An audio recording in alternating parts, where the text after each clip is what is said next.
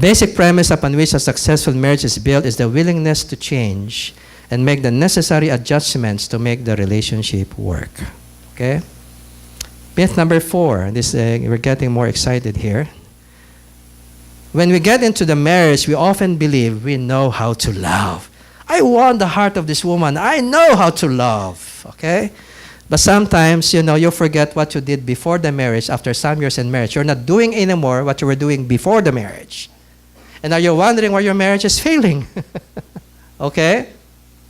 Marriage is failed when the couple presume that they know how to really love one another.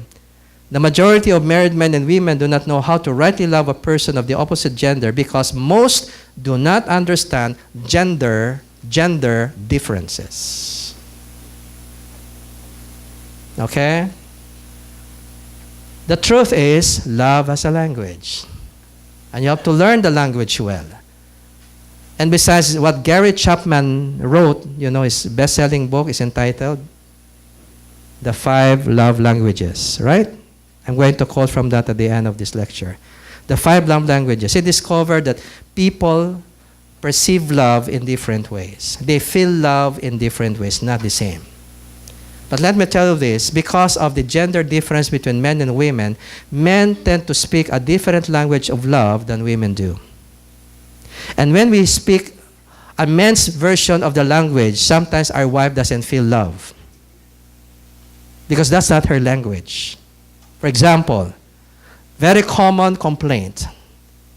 You don't love me anymore. Remember the video? You don't love me anymore. You never spend time with me. You never talk, like this. How could you say I don't love you? I've been working so hard, just to feed you, to give you everything you need, and you tell me I don't love you? Because a man's language of loving is doing, working, performing, right? A woman's language of love is different. It's time, attention, conversation. That's our language. Appreciation, affirmation. That's our language of love. A woman needs words, and lots of them. You have to remind her, I love you. The greatest moments of my life, as far as I can remember, are the moments I spend with you. Wow. Be sure that's true. But those are powerful words. Women are sensitive to 3 things in a man. Number 1, they're sensitive to your words. Number 2, they're sensitive to your look. And thirdly, they're sensitive to your touch. The wrong touch gets the wrong reaction. The right touch communicates 1,000 words of love to the woman. Right? Especially also the timing of the touch. When your wife is mad at you, don't you dare touch her. But when she's mad about somebody else, be all over her. You got that? Timing is also important. Okay? And also the look. How often do you look into the eyes of your wife each day? Just one look communicates 1,000 words to a woman. When you combine those 3 things, the word, the touch, and the look, it's like heaven came down and glory filled my soul. I don't know if I shared with you my experience in UST when I was invited by a priest, I was invited rather by the students to do a lecture on marriage based on the Bible. This is part of their project. When I came there, I did not realize that their teacher was a priest, a young priest, younger than myself. And so I gave a lecture on Genesis chapter 2, how marriage started, what are God's purpose and design for marriage. And then I mentioned that, women are sensitive to those 3 things, the word, the look, and the touch. And I said, whenever, Joseph, can you look there? Yeah. Let's say I'm a woman and I'm here. Let's say she's the woman, rather. And I'm the man, okay? And she's looking there. Come on, look there. Yeah, thank you. If I'm looking at her and her breasts, and she's looking that direction, she already knows you're looking at her. Women have almost 180 degrees visual range, especially during puberty. During the adolescent period up to the late 20s, women are very sensitive to the look of a man from any angle. She may be there, you may be right here at the back. If you're staring at her, she will feel that intuitively. And sometimes she would, look around as if she's looking for somebody, and then she says, she's right, you're there looking at her. And so, while I was sharing that, the students noticed that the priest was flushing red. And so later on, after I'm done, he said, Pastor Magalong, I would like to thank you for that wonderful exposition about marriage. And I honestly learned a lot. And then he looks at his students, especially the girls, and started to humble himself. To the ladies in my class, if I ever have looked at you from any angle in a way that was not nice, now I know that you know. Will you please forgive me?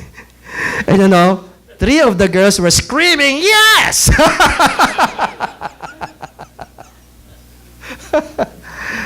Women are sensitive to your look, especially your wife. When you're going out on a date, be sure your eyes are all over her, not all over the other girls who are out there in the park. When you talk to your wife, look into her eyes. That makes her feel so loved. Sometimes when your wife is talking, yeah. And sometimes to remind myself, by the way, I'm doing work, my wife's talking to me, I'm still looking at my computer. I have to stop, look at my wife and listen to her.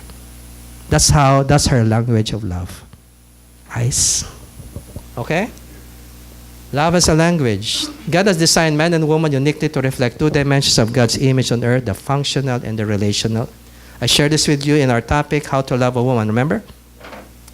The man was designed to be a functional being, a creature of performance, the creature of the soil. He finds his greatest fulfillment in what he does and achieves. On the other hand, the woman was designed to be a relational being and the creature of the heart. She finds her greatest fulfillment in loving and being loved. This difference in design was meant for man and woman in marriage to fully reflect the image of God by complementing one another with each one's uniqueness. I'm going fast now. So here are the gender differences by God's design. This is a review, by the way, of How to Love a Woman. Do you remember that? Okay. Men tend to seek affirmation through achievement. Women seek affirmation by being loved. Men's dominant fear is to experience failure because he's a performance-oriented being. Failure violates his nature as a performer. But for a woman, her most dominant fear, and the one thing that can give her trauma in her life, is betrayal of the one she loves, because it violates her nature as a relational being. That relationship is betrayed. It comes against the very core of her being as a woman when she's betrayed by the husband. Men tend to preserve themselves by diversionary activity, right? When you're frustrated, you're angry, you try to find activity so you can, find an outlet for your emotional pressure, your emotional pain. You try to do something to try to divert that pain through activity. But women, they preserve themselves through verbal ventilation. If they don't speak it out, they're going to explode from inside. That's why women are very straightforward about their complaints about their husbands. They will tell you straight how they feel, because they need to let that out so they can get control over it. Okay? And so when your wife begins to ventilate on you, please don't fight her. That's not what she's looking for. Be patient. Even if she may be releasing some hurting words to you, just stand your ground. You're a man. Stand your ground, okay? Let her finish. Don't try to interrupt her. Don't try to argue with her. Don't try to defend yourself. Defending yourself will make it worse, because she feels you're not listening and you don't care about her, especially when she's hurt with something that you did. She will ventilate. It's better for your wife to ventilate on you than to ventilate with other people, right? Because they will find an outlet to find release from all that pain inside by finding somebody to talk to. That's their way of preserving themselves. Okay? And that's why as a man, if you know how to handle your woman when she's in pain, especially when she's angry with you, just be patient and be gentle with her no matter what she says. Because once the ventilation is over, she will admire you for being strong enough for her. When she needed to let it out so that she can gain more control over her emotions. A woman cannot gain control over emotions if she's so full of pain. When she releases that, she's able to gain more control. That's why as a counselor, I told you, when I counsel women, to me, I enjoy counseling women with my wife, that is, because you just have to listen to them. Let them talk. Don't interrupt, just let them talk. And just so that you are with them. Oftentimes at the end of the long talk, when they're done, they finally realize how to solve the problem. And simply guide them with questions. And then they got it. Now they're ready for a solution. But when they're still ventilating, they are not asking for a solution. Our tendency as men, when our wife is ventilating, okay, let's solve the problem. Let's do this. Please listen. The wife will say, I don't need solutions right now. I just need somebody to hear me. Let me. Just hear me out. And when I'm done, maybe I'll be open for solutions. Are you still here? Okay? Verbal ventilation. Basic need of men is respect, esteem, support, and service. This is review. Okay? While women, their basic need is attention, affection, affirmation, and assurance. The 4 A's, yung 4 na alas, as one of the men here said. I cannot forget that, Pastor. I said there's the 4 A's of my relationship with my wife. Her need is attention. I'll give her attention. I'll show her affection. I'll affirm her regularly. And I will assure her when she's insecure, when she's scared, when she is fearful about something. My job is to assure her, not fight with her. Okay?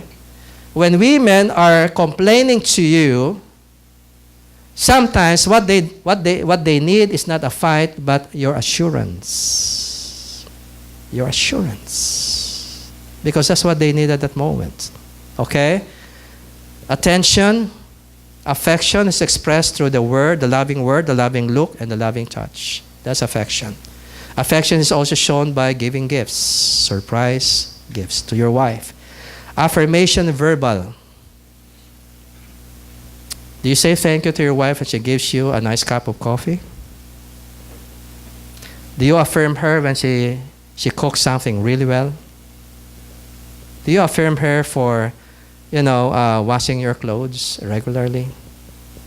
Do you affirm her for really dealing with the children while you're there at work, helping out with the children? Do you affirm her when she's, serving you, even when she's tired? How often do you affirm your wife verbally? Let me tell you this. A word of affirmation to your wife can make your relationship with her last for a lifetime. A word of affirmation a day. One day, one word of affirmation. I think that's not too much, right? But if you can just do that, never let a day pass without saying something to your wife to affirm her. I tell you, she'll always be in love with you. And you affirm her even when she's criticizing you. That will make her feel guilty. I say, you don't like this, like that. Han, I really love you because of how you take care of the house, how you serve me as your husband. Thank you. I'm proud of you as my wife. I mean, saying that when she's criticizing you, it's like throwing water over the fire and defeating her. The problem is that we are too weak that when a woman complains to us, we allow that to affect us and we fight back. You know how a woman feels about that husband? You're too weak for her. You're just too weak for her. That when she loses control, she needs you to be strong enough for her not to lose control. So you can bring her under control the right way. And if she loses control and he sees you also lose control, she's hopeless. She needs you to be strong for her when she's weak. When she's vulnerable, she needs you to be understanding, considerate, and strong for her, because she needs you to be strong when she's beginning to break apart. And that's what a woman longs for in her husband. Please don't allow me to take control of you. I want you to be my man. When I'm airing out frustrations, please don't fight me. Because if you fight me, that means you've also lost control. Where do I go now? I cannot even depend on you to be strong for me when I am weak. Do you understand this? That's what love is about. She needs that assurance, that affirmation. A little time left. Men want action. Do. Let's talk. Women, on the other hand, want more talk. Okay? I'm just reviewing. A date without a conversation is just a social event, not a real date. Sa Tagalog, ang date na walang kwento, walang kwenta sa babae. Because as men, we speak a language of performance. So for us, a date is watching a movie, watching a concert, walking along the mall, or walking along the park. That is a date. It's about doing. For a woman, no, a date is not about activities. A date is about talking. About the things that are meaningful to the wife. Even if you have just, ano ba yun, yung balut, yung egg. Ha? Quick. Kaya quick lang yung kinain sa date. Pero you're full of conversation for a wife. You just made a date for her. It's about conversation. It's about connecting. It's about relating. That's what a woman wants. She wants a relationship. A man wants achievement. A woman wants a relationship. Because she's relational. That's how God designed her. Thinks and talks topically. Okay, I've discussed it with you, right? When a man talks about a topic, a woman takes it relationally. A woman will, wow, this is beautiful. And the husband looks, yeah, it's so expensive. You know what you're telling your wife? You're not worth it. A woman will take your words always personally because she's a very relational person. Don't blame her. God designed her that way. To balance us as men. So that we also learn to develop relational sensitivity to her because that's part of our molding as men. Jesus Christ was the perfect model of manhood. He was perfect in performance. He said, it is finished. But he was also perfect in relationship. He gave his life for you. He always never stopped thinking of you when he was there on that cross. Deeply relational, perfectly relational. That's Jesus Christ. And we're to become like him, we need the help of our wife to help build that relational dimension in us as men. Men prefer distance and non-involvement. Women want proximity and involvement. Kaya we often call them usi. Oh, what happened to your talk with your boss? Well, it was okay. How okay? What exactly did you talk about? Oh, okay, we talk about, a request for a raise for my pay. And it was okay. What do you mean, okay? What exactly did he say? The woman gets into the details. Why? Because she wants to be involved in your life.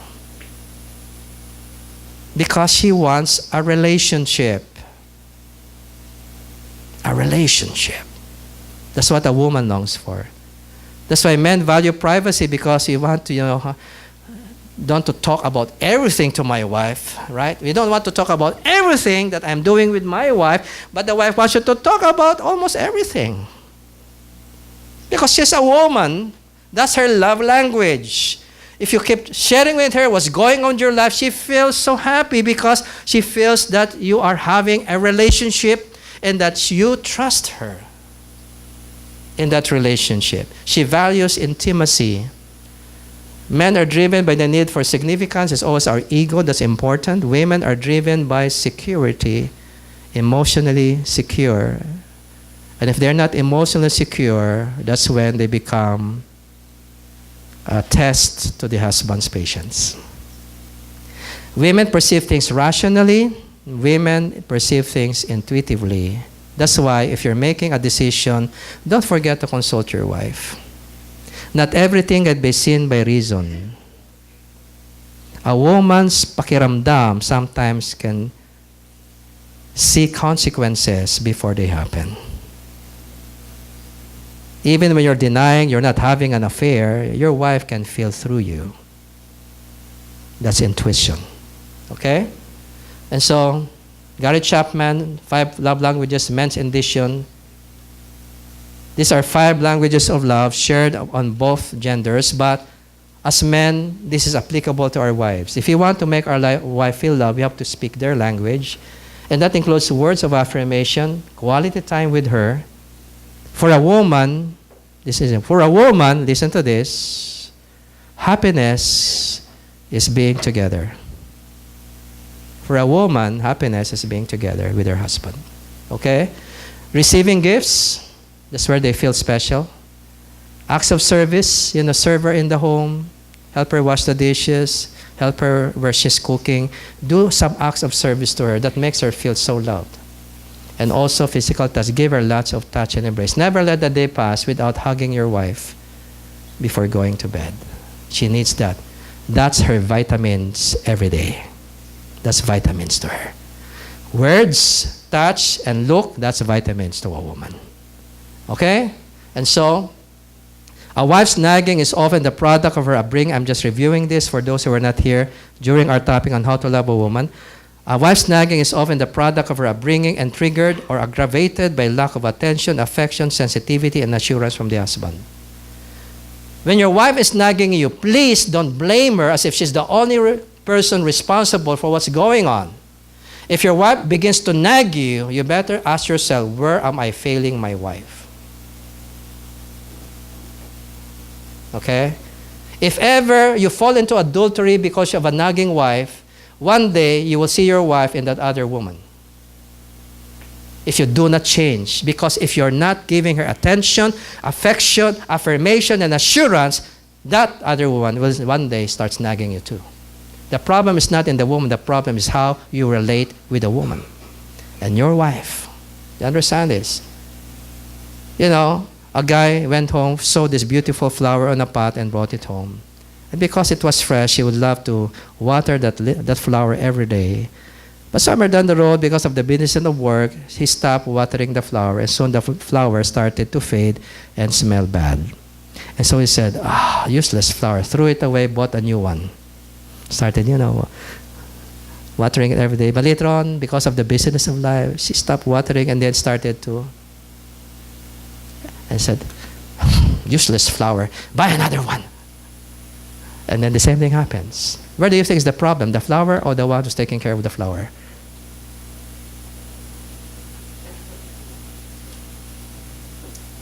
Women need that attention, that affection, that affirmation, that assurance. That's their vitamins. That's why that makes them feel loved and secure. Here I end a review. When your wife is nagging you, there are only 4 common reasons why they're doing that. Don't deal with the argument. Deal with where it's coming from. A woman will nag when she has an unmet need that remains unmet in the marriage, especially your lack of attention. Your lack of attention. Your lack of attention to building the relationship and nurturing the relationship. You're giving time to be with her. When a woman finally gets so frustrated that she doesn't feel love anymore because you're not speaking her language of love, she'll start nagging you because she wants attention. It's now getting attention in an irritable manner. She's begging for attention when she's nagging you. When she's nagging you, it only means she's not giving the attention she's looking for, and she has now to beg you by nagging, give me some attention. So don't blame her. You're not watering the flower anymore. Okay? Second, a woman starts to snag when there are apprehensions or insecurities in her life that you're not trying to settle. She needs assurance. Okay? A woman will nag when she's hurt about you and you're not dealing with the hurt. You're not apologizing. You're not being sensitive that you're hurting her already. That's why she'll start nagging you. And finally, a woman nags when there's unhealed past trauma. If she grew up with a father who adulterated and she really hated her dad for doing that to her mom, she can become very jealous about her husband because there is a fear inside that the husband may do the same thing that the father did to them. And she'll be more jealous than the ordinary woman. And the reason she's starting nagging is because there's a past pain that's never healed. And that's where you can help her by assuring her, and giving her everything she needs for her to be assured. That will stop her from nagging you. Because you're now meeting her need. Amen?